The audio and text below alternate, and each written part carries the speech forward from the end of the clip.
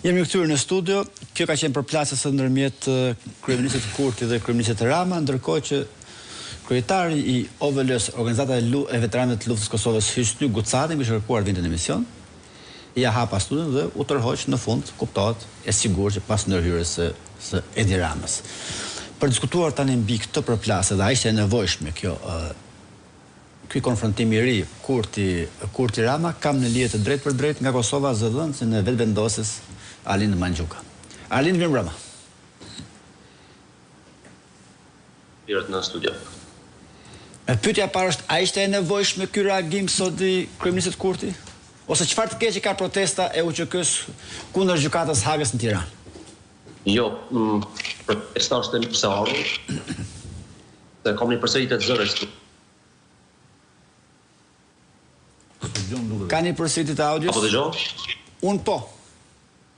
Kam një përsëritje të zëres, po s'ka problem. Domethënë, jo. Protesta është e mirëseardhur, edhe ne që në krye të herës në komunikatën tonë të djeshme kemi shprehë mbështetje të plot për gjithë qytetarët që protestojnë dhe kërkojnë drejtësi për ish-krerët e ushtrisë shqiptare të Kosovës në Tiranë dhe kudo.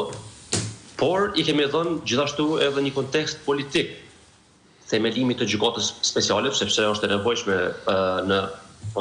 në secilin reagim të jepet edhe një kontekst politik mbi çështjen, aq më shumë që tash po protestohet edhe në Shqipëri, në një vend të dytë, si më thënë, dhe në kuadër të kësaj ne kemi konsideruar që është e nevojshme të theksohet edhe mënyra se si është themeluar, sepse jemi 10 vite pas, dhe 10 vite pas, shumë prej aktorëve politik, si në Kosovë dhe në Shqipëri, që aso kohë kanë bërë kundërshtim të ashtër ndaj kundërshtimit të lëvizjes vetëvendosje për themelimin e gjykatës speciale, sot janë parafruar ose kanë ardhur në pozicionet tona, dhe me qenë se është kështu 10 vite pas, është më rëndësi të rikonsiderohet, ridiskutohet themelimi i gjykatës speciale. Dhe për ecjen tonë të sinqertë përpara, siç kemi theksuar edhe në komunikat, është e nevojshme që ata aktorë politik që sot kanë ndruar qëndrimin dhe mirë që e kanë ndruar, të ketë një minimum pendese në relacion me dëmët që ata i kanë shkaktuar Republikës së Kosovës në kohën ose kur e kanë sjellë gjykatën speciale, ose kur e kanë ngritur dorën për ta votuar gjykatën speciale, ose kur kanë ardhur në Kosovë për të lobuar, për të insistuar për themelimin e kësaj gjykate.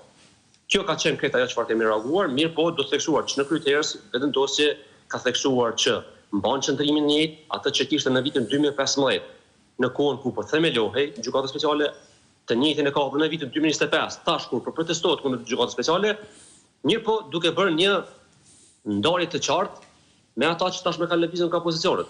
Dhe është edhe e sinqert, është edhe e nevojshme të ketë një diskutim se tash 10 vite pas për gjithë ata që tashmë kanë lëvizur nga qëndrimet e tyre dhe janë praktikisht në pozicionet e asaj çka vetëvendosja ka paralajmëruar para 10 vitesh. Arlind, ka një pyetje fare thjeshtë e bën çdo kundërshtar ose ndoshta edhe gazetar i pavarur në Kosovë po edhe në Shqipëri. Kur them çdo kundërshtar i lëvizjes vetëvendosje. Ju keni votuar kundër ngritjes gjykatës speciale dhe keni qenë kundër atëherë, jeni kundër dhe sot. Ndërkohë që partitë të cilat e kanë votuar dhe kanë krijuar, tashmë po organizojnë protesta kundër gjykatës speciale.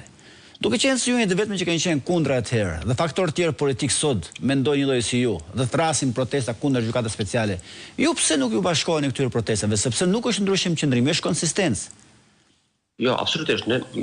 Fakti që ne bëjmë thirrje dhe mbështesim protestën, tashmë kjo është pothuajse pjesa kryesore e qëndrimit tonë kundër protestës. Pra ne kemi pozicionuar asnjëherë kundër protestës. Ajo që ne kemi konsideruar është që kemi kritikuar këta aktorë që ende nuk e kanë asnjë lloj relacioni pendese me aktet dhe veprimet e tyre. Ose kur ne i kemi vënë pa kontradiktat që ata i kanë, ose edhe aq më tepër, kur ne edhe nuk i kemi ngusur në relacion me qëndrimet e tyre të ndryshuara, por ata kanë kaluar në një nivel tjetër, tashmë duke kaluar në ofenzivë dhe duke kritikuar vetëvendosjen se tash është pro gjykatës speciale. Pra jemi në disa rrethona absurde kur këta aktorë në vend të pendimit dhe të pranimit të gabimit që kanë bërë në vitin 2015, po ju nuk e Arlind, ju fakti dhe qeveri Kurti për pozicion që nuk e ka. Arlind, fakti që VV-ja dhe LDK-ja, sepse nesër kryetari në detyrë i bashkisë i komunës Prishtinës, personi që është në balotazh si i parë në randin e parë, do sjell ka vënë në dispozicion autobus falas. Fakti që parti që e krijuan gjykatën speciale tashmë po organizojnë protesta kundër saj, ju nuk e shikoni si moment pendimit të tyre? Çfarë duhet bëjnë tjetër për të penduar ata? Jo, ata nuk e kanë asnjë lloj deklarimi as distancimi nga aktet e tyre të vitit 2015. Sepse mos harrojmë, nuk ka qenë kjo çfarëdo ligji as çfarëdo rezoluti. Ky ka qenë një proces i gjatë që ka nisur në vitin 2008 nga një prej përfaqësuesve të rus në Asamblenë e Këshillit të Evropës. Pastaj është miratuar si rezolut me propozim të senatorit Dick Marty. Pastaj kemi raportin e Clint Williamsonit në vitin 2014 dhe vetëm në vitin 2015 sillet në Kuvend, dështon për herë të parë ndodh një debat i gjerë dhe i ashpër në Republikën e Kosovës, pra ka pasur shumë zhvillime deri në votimin e gjykatës speciale, dhe nuk është çfarëdo momenti, nuk është çfarëdo ngjarje, nuk është çfarëdo institucione gjykata speciale. Të duhej një lloj reflektimi publik, edhe nga subjektet, edhe nga individët që votuan, edhe nga ata që sollën, edhe nga ata që bën presion, në mënyrë që ne të kemi në ecje të përbashkët edhe të sinqert përpara, që ne t'i besojmë deklarimeve të këtyre partive politike. Ne sigurisht se pajtohemi me gjitha brenda qytetare, i kemi shprehur, i shprehim, i kemi thënë edhe në komunikat. Edhe mbështetja jonë për këtë protestë radhës në Tiranë është padyshim qëndrim korrekt dhe konsistent dhe koherent i lëvizjes vendosi. Nuk ka asgjë të paqartë këtë mes. Përparim Rama ka vendosur autobus falas për të ardhur nesër në protestë. Ju përveç se keni kërkuar Ramës kërkojnë ndjes, çfarë mbështetje tjetër keni dhënë protestës? Spari vetë thirrja komunikata jonë mbështetëse, sikur edhe për protesta të tjera që na i kemi mbështetur, është thirrje edhe ndaj qytetarëve, është thirrje edhe ndaj mbështetësve, është thirrje edhe ndaj anëtarësisë sonë. Kjo është mbështetja më e madhe që mund të jepet një kauze. Kur ti del hapur e mbështet një çështje, e mbështet një temë, një protestë, edhe i bën thirrje qytetarëve që të mbështesin këtë kauzë drejt, që ata kanë. Ka një pyetje kolegja Jonida Shehu për ju.